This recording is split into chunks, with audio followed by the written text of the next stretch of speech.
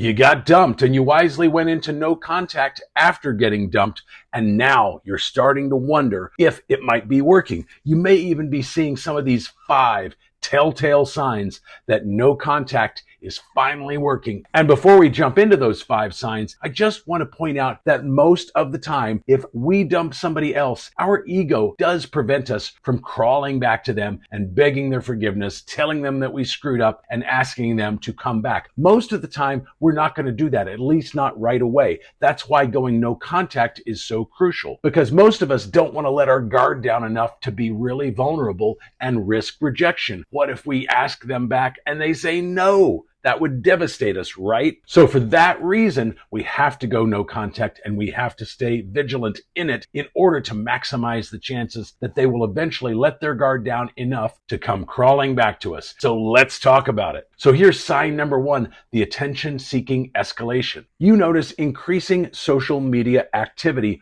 on their account. This, of course, is assuming that they haven't blocked you and you haven't blocked them, and that you're either still connected or you can at least see their account and see what's going on. Now, you may not notice posts about you on their account, but is their behavior changing? Are they posting a lot more frequently than they used to? Are their posts more dramatic or more emotional or more showy? Are you seeing memes about being brokenhearted and torn apart relationships or things like that? Or maybe they're posting a lot of selfies of them looking really good, and they're obviously trying to get somebody's attention, and it could be yours. And they're just trying too hard to look amazing and to make their life look amazing. And it just seems like an obvious attempt to get somebody's attention, and it's probably yours. Sign number 2, indirect communication. Are they messaging through mutual friends? Are they showing up at usual spots they know it's likely you might be hanging out at? Are they making sure that you are somehow hearing about their life and what's going on in it? Or maybe they're even posting cryptic posts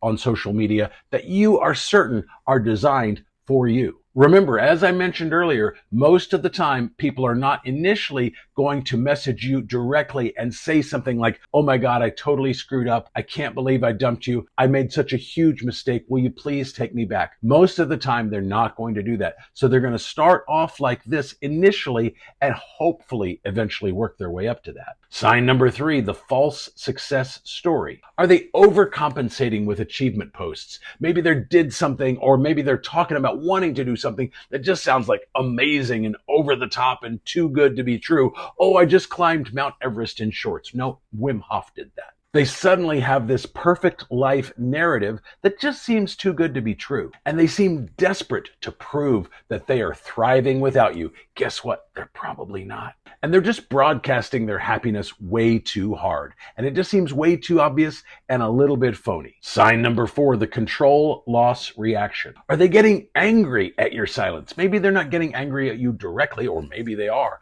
but maybe they're posting angry rants about exes and toxic exes and breakups and things like that. Or maybe you're hearing about how angry they are from those mutual family and friends. Maybe they're trying to provoke a response from you. They're posting things intentionally trying to get you riled up, hoping that you break no contact and reply to them. Maybe they're making accusations about your character, and they're just attempting to force communication. Don't give in to these things. I don't care how hard they try. Don't give in to those things. In order to break no contact, they need to reach out directly to you, ideally via text or phone call, and say something that indicates they want to get together and see you. Then make a date and make it happen. But until they reach that point, you do not break no contact. You do not respond to anything on social. And if mutual family and friends are telling you some of this stuff, just say, "You know what? I wish them the very best. I really do love and care about them, but I'm moving on with my life," and then change the subject. Sign number 5, the mask is slipping. They're showing inconsistent behavior patterns. They're hot, they're cold, they're angry, they're sad, they're despondent, they're elated, and they're just kind of all over the place. Or maybe they're having emotional outbursts, either on social media or in real life, and you're hearing about it from mutual family and friends. Maybe they're breaking their own boundaries that they've set, and they had been playing it tough, but now they're starting to show signs of vulnerability. That's exactly what you want. You want them to let their guard down enough to actually be vulnerable with you and have a real conversation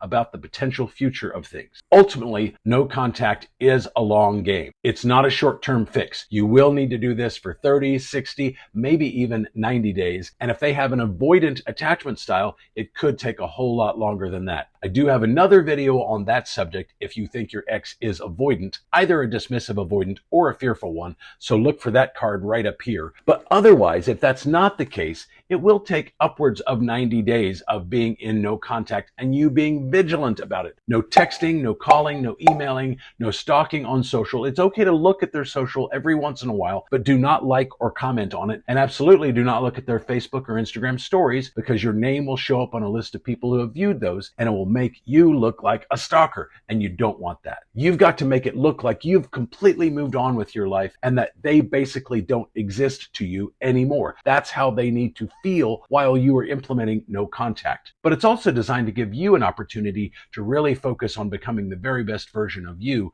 that you can be. It's not about them. It's really about you and your healing and your growth. So maximize it wisely. Remember, I do offer one-on-one coaching. That can be a phone call, a Zoom session, or you can simply email me your problem and I'll record a custom video just like this one and get it back to you within a couple of days. If you want more info on that, it's down in the description or on this card right up here. But let me know your story down in the comments about what's going on with you and your ex. And for now, I'll see you in the next video.